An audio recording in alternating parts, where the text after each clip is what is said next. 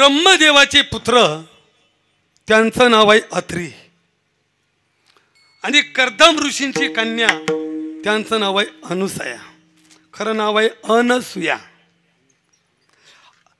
ब्रह्मदेवाच्या नेत्रापासून अत्रीची निर्मिती आहे आणि कर्दमापासून अनुसयेची निर्मिती आहे।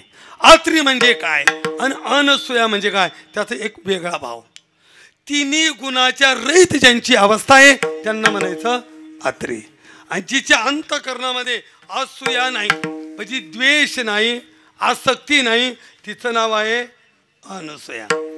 अत्री आणि अनुसया यांनी हजारो वर्ष निलंदा नदीच्या तीरावरती उभं राहून तपश्चर्या केली आणि मग त्यावेळेला स्वतः भगवान प्रगट झाले आणि अत्री आणि अनुसयेला विचारलं तुला काय हवंय। यांनी सांगितलं आम्हाला मुलगा पाहिजे, पण मुलगा असा पाहिजे का त्याच्या तिन्ही लोकात त्याचा झेंडा पाहिजे। ऐसा पुत्र दे बुद्धा त्याचा तिन्ही लोकी झेंडा, त्याचा तिन्ही लोक झेंडा असावा असा पुत्र, आणि तो तुझ्यासारखा असावा। मग भगवंताने सांगितलं आम्हीच तुमच्या पोटी जन्माला येतो। देवाने दत्तात्रेयांना अत्री आणि अनुसयेला विस्तार करायला सांगितलं। म्हणून तुम्ही एक लक्षात ठेवा, जगताची निर्मिती ब्रह्मदेवाने जरी केली पण ब्रह्मदेवापासून अत्रीची निर्मिती आहे आणि सप्त ऋषी, किती ऋषी आहे? सप्त। म्हणून दत्तात्रेय अवतार हा द्वापार सत्य नाही त्याच्या अगोदरचा आहे। विठाला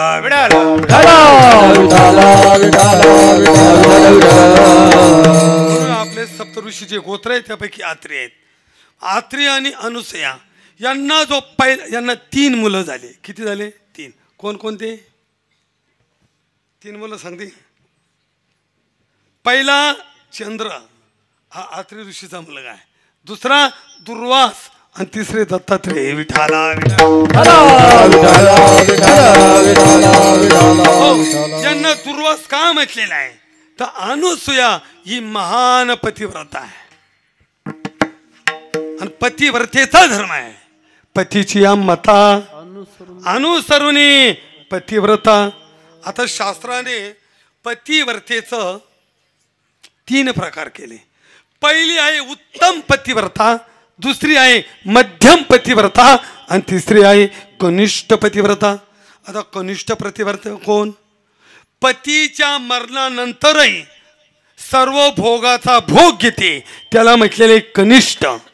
पतीच्या मरणानंतर भोगाचा त्याग करून ईश्वरी चिंतनामध्ये उर्वरित आयुष्य घालते तिला म्हटलेले मध्यम। आणि पतीच्या मृत्यूचा शब्द कानावरती आला त्याच वेळेला द्याचा त्याग करते तिला म्हटलेले उत्तम। विठाला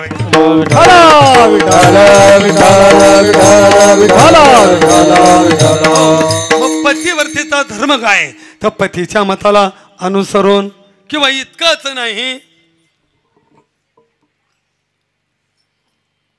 पतिव्रताने अनेकांची स्तुती, पतिव्रताने अनेकांची स्तुती, पतिव्रताने अनेकांची स्तुती, पतिव्रताने अनेकांची स्तुती, सर्व भावे जानी बने, सर्व भावे बने जानी बने, सर्व भावे बने जानी बने, सर्व भावे बने पतिव्रता ने अधिकाची स्तुती, सर्व भावे पती जानी बने, सर्व भावे पती जानी बने,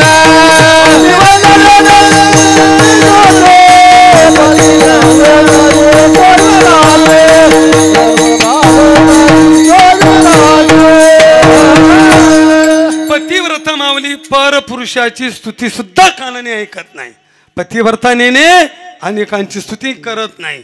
मग पतिव्रतेचे हृदय जैसे पती वाचून न स्पर्शे हा पतिव्रता धर्म आहे आणि तो पतिव्रता धर्म अनुसयेचा आहे। पत्याच्या बळावरती करत काय होती? अनसूया सकाळी सकाळी गुरुकुलातील विद्यार्थी जमीन खोदायचे, अनसूया साळ घ्यायची आणि ती साळ त्या जमिनीत पेरायची. आत्री ऋषी पाण्याचा बांध घालायचे, ते पाणी त्या खड्ड्यात ओळवायचं, दुपारी पीक तुऱ्यात यायचं आणि सायंकाळी साळी तयार होत्या. ही अनसूयाची पतिवर्तेची ताकद होती. एक दिवस नारदाने बघितला. नारद आश्चर्यचकित झाले आणि अनसूयाला विचारलं, हे तुझ्या हातून असं कसं घडतं? ते म्हणजे काही नाही, फक्त मी पतिव्रता धर्माचं पालन करते. ही शक्ती पतिव्रता धर्माची आहे. इतकं म्हटल्यावर नारदाला कुठं दम. नारद निघाले गेले वैकुंठात. लक्ष्मी आईने विचारलं, नारदा आलात? बसा. आदरातिथ्य केलं. पुणेकडे येणं केलं. म्हणे आई तुमचं पतिव्रतापणा धोक्यात आहे. म्हणे कशावरून? म्हणे मृत्यू लोकामध्ये आत्री ऋषीची पत्नी ती अनसूया तिच्या पवित्र पतिव्रतापणामुळे ती साळी पेरते, सायंकाळी भात तयार होतो. म्हणून मृत्यू लोकामध्ये मान पतिव्रता कोण असेल तर ती अनसूया. तिने तुम्हाला डावललं. आता तुमचं पतिव्रता हे जे पद होतं ना ते आता खाली झालं. ते म्हणजे कसं शक्य आहे? म्हणजे बघा, मी तुम्हाला फक्त माहिती पोहोचवली. आता वेळेच्या अभावी पुढे ऐका. हीच माहिती सावित्रीला ब्रह्मलोकात पोहोचवली. हीच माहिती पार्वतीला कैलासात पोहोचवली. काम झालं, निघून गेले. पण या तिघींनी सांगितलं, बघा आमच्यापेक्षा कोण पतिव्रतामान आहेत? समजावलं देवाने. अगं ती मृत्यू लोकातली आहे, आपण वैकुंठातले आहोत. ती म्हटली माहिती नाही. या तिन्ही लोकांमध्ये आमच्यापेक्षा दुसरी कुठली पतिव्रता नसावी. मग तिचा पतिव्रतापणा भंग करा, जा. देव निघाले. आता इथे एक मुद्दा घ्या. देवांना सुद्धा ऐकावं लागलं. जा म्हटलं तर निघावंच लागलं. विठाला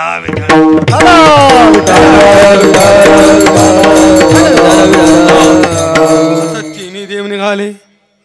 या तिन्ही देवांनी साधूचा वेश घेतला, भगव परिधान केलं, जटा वाढवल्या, भस्म पुंज लावला, रुद्राक्षाच्या माळा, कमांडोल, त्रिशूळ आणि दुपारी 12 वाजता आत्री ऋषींच्या आश्रमामध्ये प्रवेश केला आणि आवाज दिला, भिक्षांभवती माई.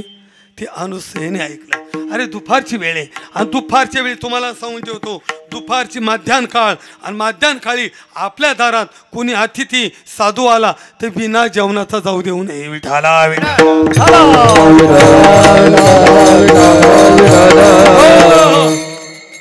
आणि मग सांगितलं या, आसन दिलं आणि मग विचारलं भोजन?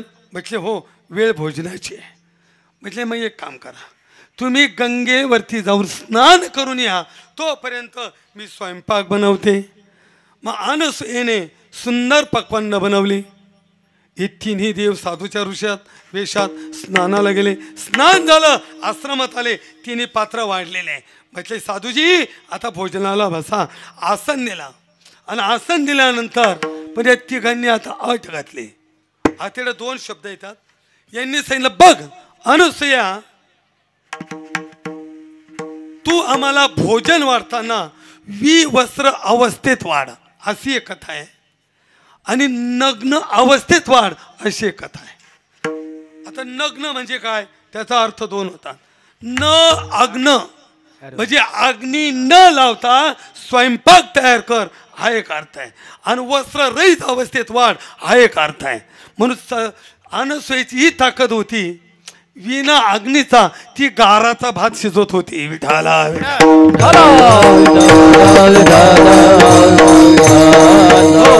आता धर्म संकट पडलं. मी पतिव्रता आहे, पतिव्रतापणा भंग होईल. परपुरुषासमोर परस्त्री विवस्त्र अवस्थेत कशी उभी राहते. चिंता पडली आणि मग पतिराजांना धावा केला. तितक्यात आत्री ऋषी पण आले आणि सांगितलं 3 साधू 3 ऋषी आश्रमात आले. ते विवस्त्र अवस्थेत भोजन मागताय, पण मी पतिव्रता आहे, माझा पवित्रपणा नष्ट होईल, काय करू? आत्रीने सांगितलं काळजी करू नकोस, हे जल घे आणि त्यांच्या वती टाक. म्हणे मग ते 6 महिन्याची बालक होतील. आणि बालका पुढे आईला विवस्त्र अवस्थेत स्तनपान करण्याचा अधिकार आहे. विठाला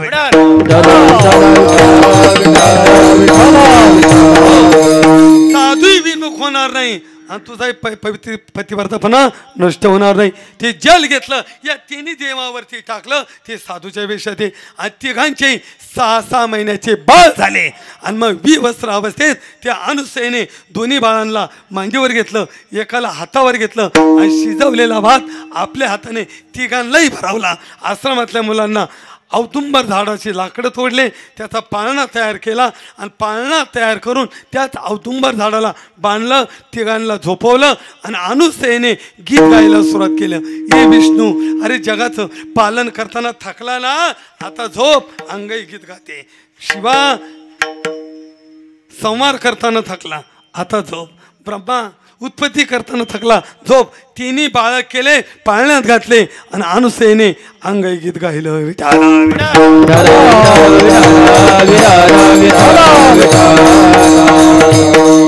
नित्यक्रम चालू झाला. देव वैकुंठात नाही, देव कैलासात नाही, देव ब्रह्मलोकात नाही. परत नारदाने पाहून घेतलं, तिन्ही बालक झाले. परत नारद निघाले आणि गेले तिन्ही लोकात. मग सांगितलं नारदा, अरे तुझ्या सांगण्यावरून यांना पाठवलंय बाबा सप्त्याला, पण ते आलेच नाही अजून. म्हणजे ते येणारही नाही. का बरं? म्हणजे अनुसय महान पतिव्रता आहे, तिने तिन्ही देवांना बाल केलं. जाऊन बघा. म्हणजे आत्ता काय करावं लागेल, तिची माफी मागावं लागेल. कारण ती इतकी पतिव्रता आहे, तिने लक्ष्मी, सावित्री आणि पार्वती यांच्या बावल्या केल्या आणि तिच्या पायात बांधल्या. विठाला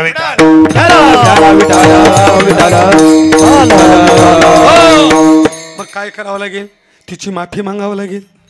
परत तिन्ही देवता पार्वती, लक्ष्मी आणि सावित्री अत्रीच्या आश्रमात आल्या. विचारला, अनुसयेची माफी मागितली, आमचे पती परत कर. तिने सांगितले, बघा औदुंबर झाडाला पाळणा टांगलेला आहे आणि त्यामध्ये तिने झोपलेले, घेऊन जा. आता तिथं गेल्यावर आता ओळखाय सारखे नव्हते, तिने सारखेच होते. जुळे लवकर ओळखू येत नाही हो, नाही येत ना लवकर जुळे, अडचण येते. तशी ओळखू येईना. मग आता त्याच्यामध्ये लक्ष्मी हुशार, तिने सावित्रीला सांगितलं, सावित्री तुम्ही मोठे आहात, मग एक काम करा, अगोदर ब्रह्मदेवाला ओळखून तुम्ही घ्या. पण सावित्रीने विचार केला, इथे दिसायला सारखे, एकाला हात लावला आणि तो जर ब्रह्मदेव नसला, तो काही शिव निघाला, मग काय करायचं. परत पार्वतीला सांगितलं, तिघींची माघार झाली, ओळखू आले नाही. आणि मग अनुसयेची माफी मागितली आणि मग अनुसयेने पाणी घेतलं आणि तिन्ही देव पूर्ववत केले आणि मग इच्छा केली, तुमची इच्छा अनुसरची इच्छा काय, काहीच नको म्हटले. तुमच्या तिन्ही गुणाचं एकीकरण तुम्ही दत्त म्हणून प्रगट व्हा आणि जगाचा विश्वाचा उद्धार करा. विठाला आणि मग अनुसये पुढे तिन्ही देवाचं एकीकरण, जी मूर्ती प्रगट झाली ती दत्तात्रय भगवान. दत्तात्रय भगवान की अवधूत चिंतन श्री गुरुदेव दिगंबरा दिगंबरा श्री दिगंबरा दिगंबरा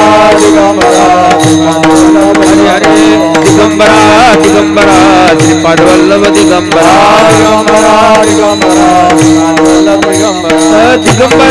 दिगंबरा श्रीपाद वल्लभ दिगंबरा दिगंबरा दिगंबरा श्रीपाद वल्लभ दिगंबरा श्रीपाद वल्लभ दिगंबरा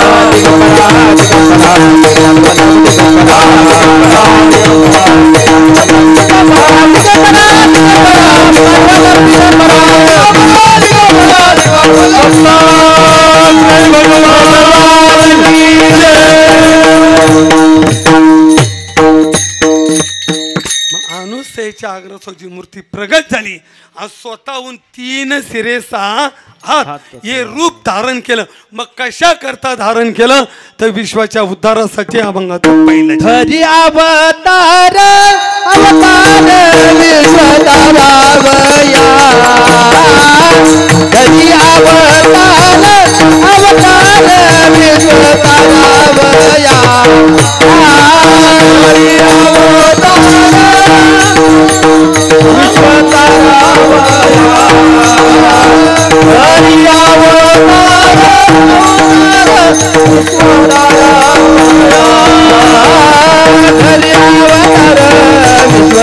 वया अत्यानुसया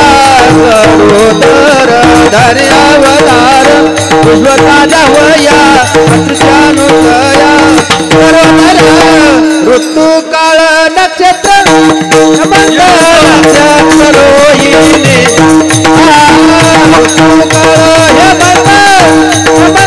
नक्षत्र रोहिणी ऋतू काळ नक्षत्र रोहिणी ऋतू काळ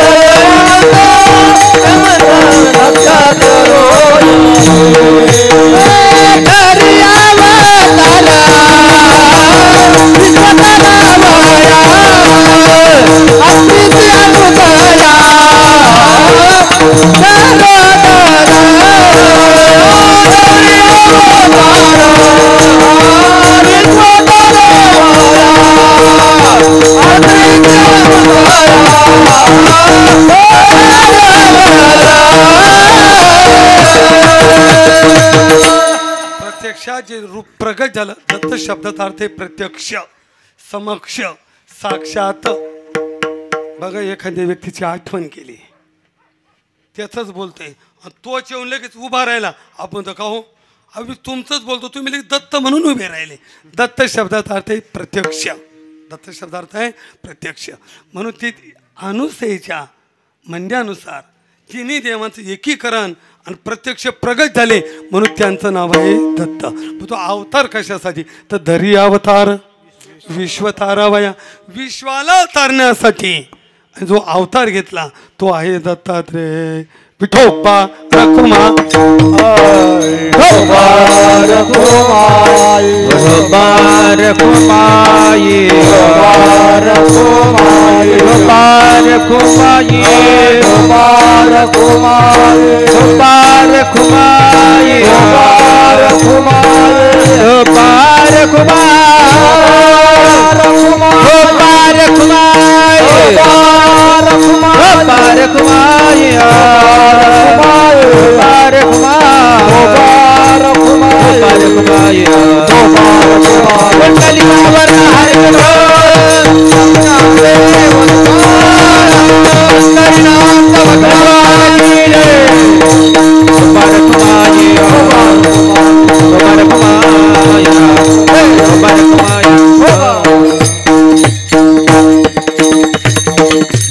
धरी अवतार विश्वतारावया अन्नात महाराज कल्पना करतो हात्रीची अनुसया घरोदर म्हणजे प्रगत झाले तो काळ कोणता आहे ऋतुकाळ हेमंत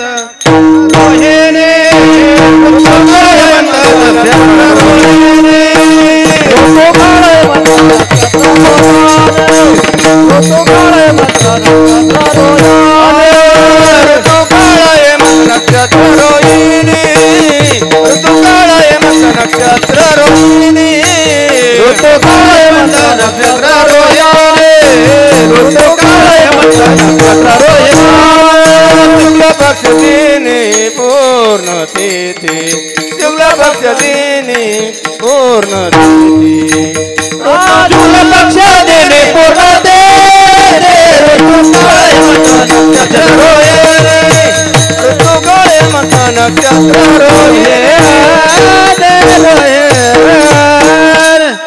प्रगट झाले नाथ महाराजांनी वर्णन त्याचे करता आहे.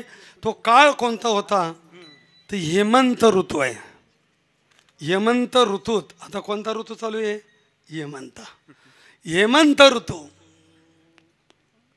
रोहिणी नक्षत्र कोणत्या दत्तात्रय प्रगट कोणत्या नक्षत्रावरती झाले तर रोहिणी नक्षत्रावरती. ऋतुकाळ हेमंत नक्षत्र रोहिणी शुक्ल पक्ष शुद्ध पक्ष आणि पूर्णतिथी. पूर्णतिथी म्हणजे पौर्णिमा. पौर्णिमेच्या दिवशी रोहिणी नक्षत्रावर तू मध्ये गुरुवारी सायंकाळी सूर्यास्ताच्या वेळेला त्यांचं प्रगटीकरण विठाला विठाला चौथी पौर्णिमा मास मार्गशीर्ष महिना पौर्णिमा शुक्ल पक्ष गुरु तो वासर उत्सव काळ गुरु म्हणजे गुरुवारी वासर म्हणजे सूर्य आणि तो उत्सव काळ म्हणजे सूर्याच्या मावळतीच्या वेळेला सूर्यास्ताच्या वेळेला गुरुवारी मार्गशीर्ष महिन्यात रोहिणी नक्षत्रावर हेमंत ऋतूत शुद्ध पक्षात पौर्णिमेला प्रगट झाले ती निर्गुण होते ती निराकार अवताराला आले अभंगात शेवट एका जनार्दने पूर्णावतार एका जनार्दने पूर्णावतार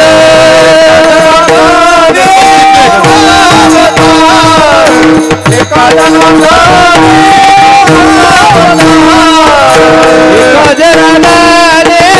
पूर्णावतार एका जनार्दने पूर्णावतार एका जनार्दने पूर्णावतार एका जनार्दने पूर्णावतार निर्गुण निराकार अवतार आकार निर्गुण निराकार आकारले ऋतुकाळ हेमंत नक्षत्र रोहिणी ऋतुकाळ हेमंत नक्षत्र रोहिणी गुणाकार निर्गुण निराकार आकारले ऋतुकाळ हेमंत नक्षत्र रोहिणी ऋतुकाळ हेमंत शुक्ल बसे दिनी पूर्ण तिथी शुक्ल पक्षे दिनी पूर्ण तिथी पूर्ण तिथी पूर्ण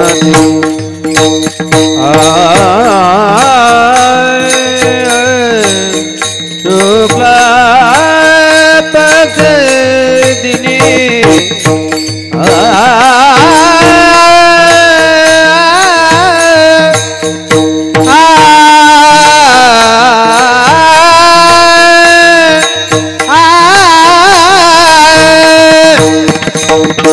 शुक्ला पक्ष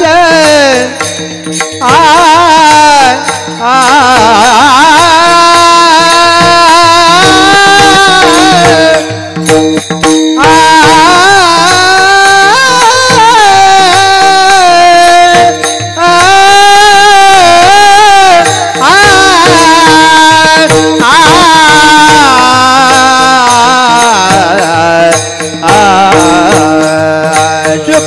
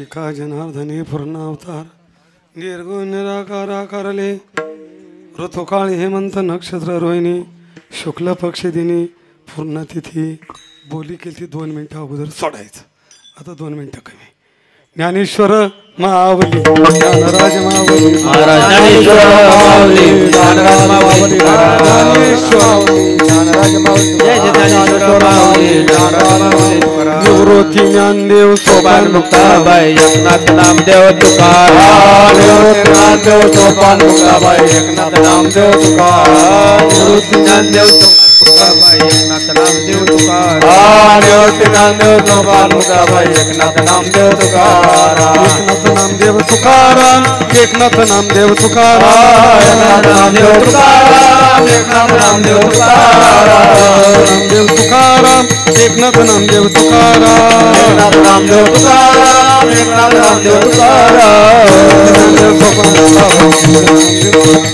निवृत्ती ज्ञानदेव सोपान मुक्ताबाई एकनाथ नामदेव तुकाराम विश्वगुरु निवृत्तीनाथ महाराज विठ्ठल जय जय विठ्ठल जय जय विठ्ठल जय जय विठ्ठल जय विठ्ठल जय जय बोले पुरे देवा पुरे उत्तरे क्षमा अपराध मारा तुम्ही नाही विचारी करता मुला क्षमा अपराध मारा तुम्ही तुझा मने ज्ञानेश्वरा